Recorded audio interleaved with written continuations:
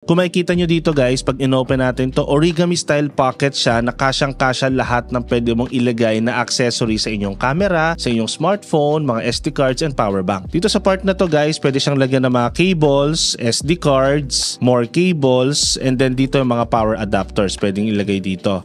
Sa other side naman, pwede kang maglagay dito ng power banks, no? Again, may mga indicators dito, pwede mo lagyan ng inyong mga calling cards, business cards, SD cards, mini SD cards, no? So, maganda tong mini tech accessories nila. Pwede ka rin maglagay dito sa part na to ng ballpen or ng pencil. Kasi ako guys, every time na umaalis ako, kahit na may tech bag ako, pagbukas ko ng tech bag ko, nahihirapan pa rin ako or parang nakakalatan pa rin akong tignan kung kahit na merong specific area yung mga cables ko, yung mga memory cards, yung mga adapters, power bank. So parang ang clutter pa rin yung tignan sa loob ng mga bag. Kaya malaking tulong talaga tong PGY Tech Mini Tech Accessory Bag nila. Good news also sa mga outdoor shooters natin dyan, lalo na pag umuulan. Water resistant or water repellent, itong tech accessory bag nila. So kung maglalagay kayo dito ng mga backup SD cards nyo, ng mga cables nyo, pwede nyo itong dalhin sa mga outdoor shoots nyo. Also guys, since maliit itong tech accessory bag natin, meron na itong hidden area kung saan mo pwede ilagay yung inyong AirTag. Alam mo naman kasi minsan lalabas ka, makakalimutan mo, or minsan